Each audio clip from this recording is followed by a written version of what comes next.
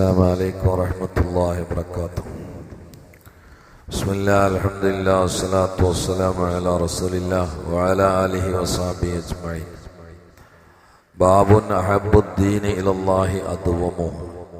അള്ളാഹുവിലേക്ക് ദീനീ കാര്യങ്ങളിൽ നിന്ന് ഏറ്റവും ഇഷ്ടപ്പെട്ട് നിലനിർത്തിക്കൊണ്ടുപോകുന്നതാണ് എന്നതിനെ സൂചിപ്പിക്കുന്ന അധ്യായമാണ്. ആയിഷ റളിയല്ലാഹു തആല തൊട്ട് റിപ്പോർട്ടാണ്. അന്ന നബിയ സല്ലല്ലാഹു അലൈഹി വസല്ലം ദഖല അലൈഹാ വഇൻദഹാ ഫുലാന ഫഖാല മൻ ഹാദിഹി ഫഖാലത് ഫുലാന. അന്ന നബിയ സല്ലല്ലാഹു അലൈഹി വസല്ലം ദഖല അലൈഹാ വഇൻദഹാ ഇംറഅ فقال من هذه قالت فلانة تذكر من صلاتها. فقال رسول الله صلى الله عليه وسلم مه عليكم بما تطيقون لا يمل الله حتى تملوا فإن أحب الدين إلى الله ما داوم عليه صاحبه. ആയിഷ റളിയല്ലാഹു തആല അൻഹ പറയാണ്, നബി സല്ലല്ലാഹു അലൈഹി വസല്ലം ഒരിക്കൽ അവരുടെ അടുത്ത് എത്തി. അപ്പോൾ അവരുടെ അടുത്തൊരു സ്ത്രീ ഉണ്ട്. നബി ചോദിച്ചു, മൻ ഹാദി, ഇതാരാന്ന് ചോദിച്ചു. കാലത്ത് ആയിഷ പറഞ്ഞു, ഫുലാന, ഇത് ഇന്നാലിന്ന ആളാണ്, ഇന്നാലിന്ന സ്ത്രീയാണ് എന്ന് പറഞ്ഞു. എന്നിട്ട് തദ്കുറു മീൻ സലാത്തിയ, ആ സ്ത്രീയുടെ നിസ്കാരം ഇങ്ങനെ വർണ്ണിച്ചുകൊണ്ടിരുന്നു. ഭയങ്കര നിസ്കാരമാണ് മുത്തുനബി, തുടങ്ങിയ പിന്നെ നിർത്തൂല, അങ്ങനെ കണ്ടല്ലോ, ഭയങ്കര നമസ്കാരമാണ്. ആ കേട്ട് പറഞ്ഞു, ഉണ്ടാതിരിക്കുക ഒക്കെ അവനാന് ഏറ്റ പൊന്നെണ്ണ എടുത്താൽ മതി എന്ന് പറഞ്ഞു മുഹമ്മദ് മുസ്തഫ. ലാ യമല്ലുല്ലാഹു അച്ചാ തമല്ലു. നിങ്ങൾക്ക് ചടപ്പ് വരുന്നവരെ അള്ളാഹ്ക്കും ചടപ്പ് വരൂല. അള്ളാഹ്ക്ക് ചടപ്പ് വരിക പറഞ്ഞാല് നമ്മളുണ്ടല്ലോ ഇങ്ങനെ കുറെ എണ്ണം തീർക്കാൻ വേണ്ടി എടുത്തെടുത്ത അവസാനം ചടപ്പ്. അതിപ്പോ അള്ളി അങ്ങനെ തന്നെ ആയിരിക്കും കാണുക. എടുക്കണ ഒരു ഉന്മേഷത്തില് നല്ല റാഹത്തിൽ എടുക്കണ്ടേ, അല്ല എണ്ണം തേച്ചിട്ട് കാര്യമില്ലല്ലോ. അപ്പൊ അത് പറ്റണ എടുത്താൽ മതി, അല്ലാതെ ഒരാളെ കുറിച്ച് അമിതമായിട്ട് ഇങ്ങനെ ഒരുപാട് സ്കെച്ചൊന്നും പറയാൻ നിൽക്കണ്ടെന്ന് പറഞ്ഞു. അവിടെ പറഞ്ഞ വാക്കാണ്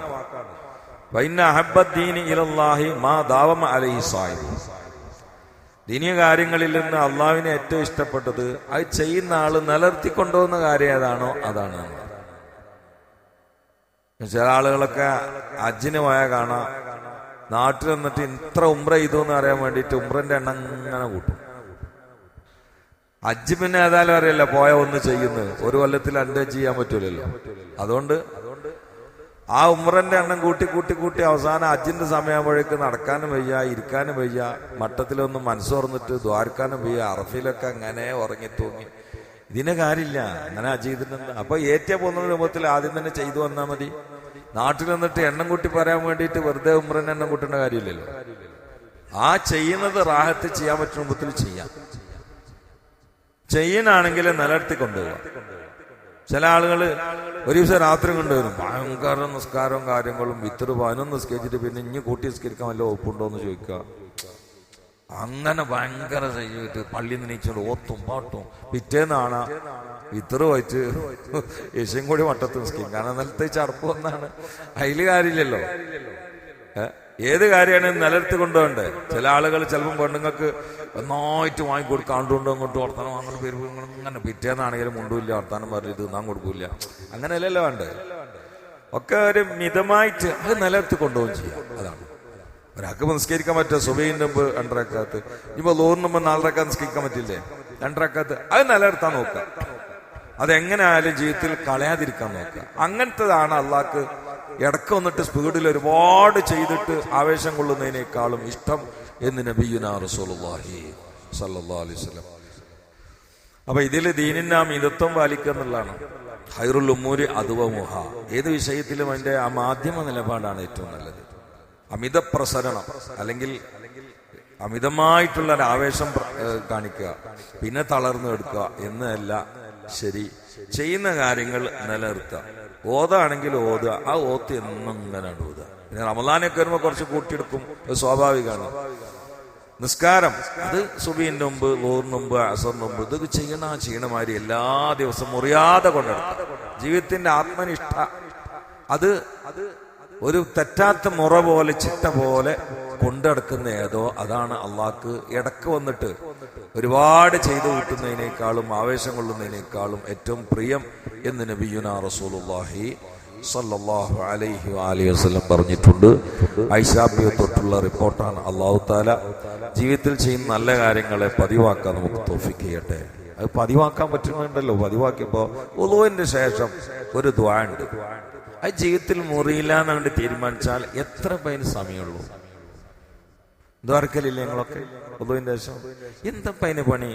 പടിഞ്ഞാട്ട് തിരിയാ, കയ്യങ്ങൾ പൊന്തിക്കുക, അശ്ഹദു അല്ലാ ഇലാഹ ഇല്ലല്ലാഹു വഹ്ദഹു ലാ ശരീക ലഹു വഅശ്ഹദു അന്ന മുഹമ്മദൻ അബ്ദുഹു വറസൂലുഹു അല്ലാഹുമ്മ ഇജ്അൽനി മിനത്ത് തവ്വാബീൻ വജ്അൽനി മിനൽ മുത്തതഹിരീൻ വജ്അൽനി മിൻ ഇബാദിക്കസ് സ്വാലിഹീൻ സുബ്ഹാനക്കല്ലാഹു ബിഹംദിക അശ്ഹദു അല്ലാ ഇലാഹ ഇല്ലാ അൻത അസ്തഗ്ഫിറുക വഅതൂബു ഇലൈക് വനക സല്ലല്ലാഹു തആല വസല്ലം അലാ ഖൽഖി സന മുഹമ്മദിൻ വഅലി വസഹബിഹി.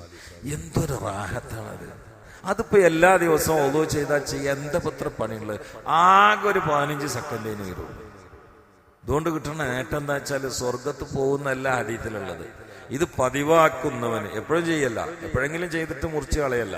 ഇത് പതിവാക്കുന്ന ആൾക്ക് സ്വർഗത്തിന്റെ 8 ഡോറും തുറന്നു കിട്ടുമെന്ന് നബിയുനാ റസൂലുള്ളാഹി. എന്താ പതിവാക്കാത്ത ബുദ്ധിമുട്ടുള്ള?